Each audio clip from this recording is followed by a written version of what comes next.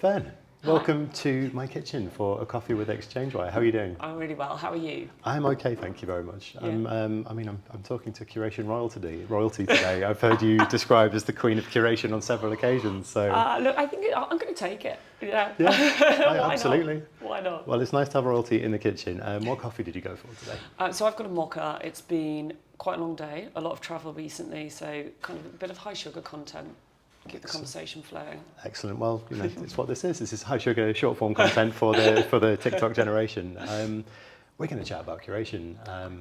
And obviously, you from Multilocal, you are well experienced in the industry. To start with, this time last year, I think curation seemed like it was the hot new contender. It was the up and coming thing, and now it has well and truly arrived. How have you seen it evolve in the last year, and how do you feel about it?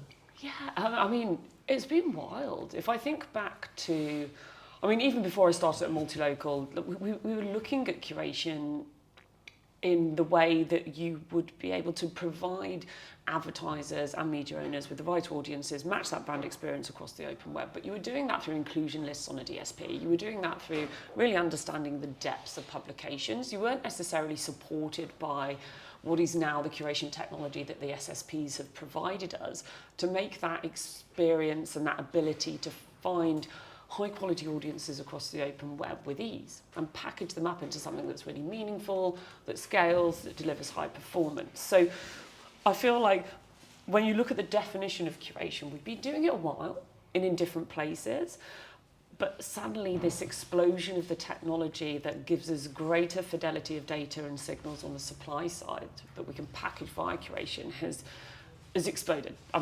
We are currently plugged into over 16 different SSP curate platforms, and that's across display, video, CTV, and now digital out of home. And that's just kind of that wild journey. If I think back to just when Multilocal started 5 years ago, it was a singular seat. So it's definitely come a long way. I think we've hit, I think to your point, like this curation prime time. Yeah. You cannot escape curation in the news, on everyone's lips, we were just talking briefly, a new curation platform pops up, I feel, on a weekly basis.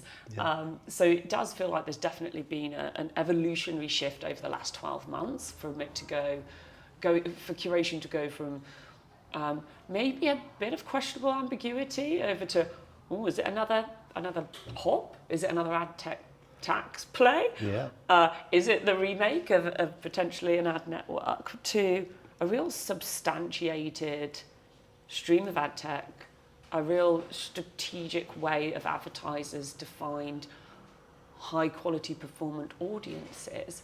And then my favourite part, I have to say, of curation is how it is shifting the power balance back to media owners on controlling the monetization of their data and their user experience on their asset. And by that asset, I mean that could be a first-party data, that could be a title on a page, and that could be a format. But I love that there's this new ability where the barriers are broken down to kind of really give curation technologies, giving those media owners that power. Yeah. So in a long-winded answer, it's flying.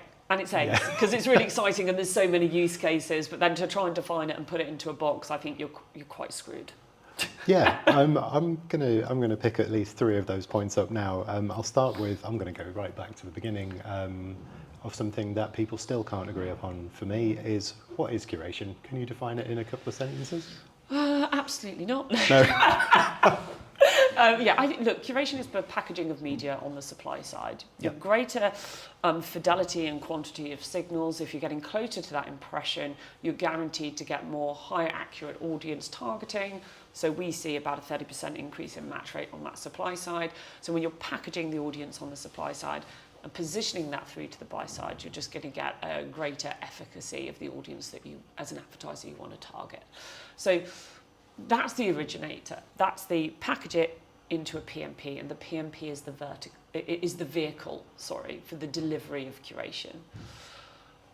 That said, that kind of convergence of DSP and SSP functionality is meaning that curation is essentially just what programmatic promised to be, better finding audiences in a really easy way that's not disintermediated by tech, but packaged and empowered by the tech to create better user experiences online.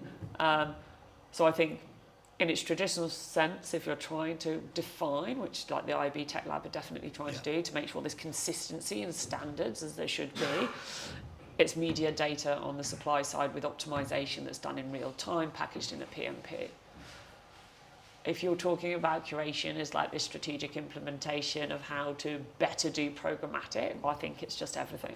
I mean, maybe curation, I shouldn't say this, maybe curation won't exist in the next year because it's just actually, it is programmatic and it's the evolution of how we do things. I was going to say, not because of lack of utility, just because it's being subsumed into what everything is at the moment. Yeah, and as you said, you just can't move that curation word, and which I love because I think the application of it is meaningful. And as I said, it feels like what programmatic was set out to do, but didn't, because we defaulted a bit to the open marketplace, and PMPs are just a pain to operate and manage. Yes, there's utility, but then there's also a lot of human touch points that are required to get things working, scaling, initiating correctly. Yeah, well, that's about as succinctly as I've heard it put in terms of curation so far, which is excellent. You talked a little bit, we've talked about the growth and how it's become everything over the last year or so. How is that changing the landscape in terms of the competition? I know we saw Classify being announced yesterday with some Scope 3 backing. Yeah. It seems that a lot of people want in on this game. Like you said, Multilocal have been in it for 5 years. How have you seen that level of competition start to heat up? Yeah, I love it because it means that we're in a good space. Like, competition is healthy. And I think there's a lot of different approaches and a lot of different technologies and solutions that around the framework of curation have been developed. So that's really valuable. What I think I'm mindful of when I look at the development of those technologies is what is the unique data set or the unique proposition that those businesses have that can deliver value. And that comes back to the fact that, yes, there is cost involved, and you want to make sure that you can prove that with cost comes a unique scope of work that's delivering value, so like kind of net returns. And a lot of what we do at Multilocal has been over those last 5 years is calibrating data. So all of our input that we get out of the exchange, that we get from data providers, that we get from publishers directly, is calibrated into a singular taxonomy that is complete and correct. Because not all of the information that goes in is of value when it comes to AI tools being able to read it. So that's a lot of the work we're doing with a team of people. So everything's human vetted, human in the loop, but then obviously queried by AI to be able to surface it. And I think where I've seen these platforms rise, so you've got great planning tools for the open web now that use AI. I think it's important to dig underneath the hood and understand what the data inputs are, what's the unique proposition that platform has pulled into that data set to add value, so that you're not just kind of paying for a tool that you could get elsewhere anyway. So I think I've definitely seen exponential rise in the planning element. The other part that I absolutely love is the optimization piece. So how using supply side signals and container utility that the SSP platforms have to use AI to build custom agentic models that can better improve performance. And that's thrilling. And it's coming under the bracket and the broad umbrella of curation. Yeah. But essentially, it's that custom algorithm to make media work harder, better for advertisers, but also reward media owners with better, kind of higher CPMs and monetization of their own asset. So I've forgotten your question because I just got really excited about the different ways that curation is kind of coming to the fore, but there's so much to kind of keep on top of. There is so much, and you've hit another of the big buzzwords, well, the big buzzword of this year, which is with AI and agentic AI and how that's playing into curation. It's like, it seems to go hand in hand. Yeah, and I think, AI is a massive game changer in the whole our whole world as we know it, really, in any business and in our personal lives as well, I guess. And I think the way we're looking at it is, as I said, AI, the agent, the model building, I think is one part of the puzzle. That's that tip of the iceberg. What lies underneath is still the data scientry. It's not a word. Still the data organisation, qualification, completeness. It's the match rates on signals. It's the value that's going into that model to help better provide value and outcomes for advertisers, and as I say, monetization for media owners. But I absolutely love it. I mean, I use agents and build them myself for my own productivity. That's great. You're trying to get me to write anything into a Jira ticket is quite tricky, but if I can talk at a model and it records it and then it turns it into a Jira ticket for me, I think it's brilliant. So I think like just your own improved productivity is really interesting, as well as just the application to our actual business. So I definitely encourage anybody to just get, I think it's like $20 for a ChatGPT license or Claude, and just start playing around. That's amazing. So you use it for your own productivity as well. Yeah, exactly. Yeah, as you know, John, I'm very good at conversation, but getting the written word down sometimes can be quite a challenge. So I think any of those tools that just help you do better in your own work and role is really interesting. But then you can start seeing how these tools are going to evolve our own working process, practice as an individual, but also as a business. Yeah, my colleague Laura has been telling me for a while that I need a personal assistant, and I think maybe an AI agent is probably going to be the way forward for me. I think if it can manage my calendar, I'm in. Well, I was going to be a bit of a smart ass and finish off by throwing three myths around curation at you for you to dispel them. I think you've done that throughout the conversation, but we'll give it a go anyway. Okay, let's do it. Curation's just another ad network. Interesting. Is it? I mean, look, the traditional ad network was very much an opaque, opaque performance capture. I think what Curation is doing is everything's transparent, everything's disclosed. It's PMPs, it's not the open marketplace. You know, you're really focused on not only the audience you're trying to target for that advertiser, but the media quality that you're targeting.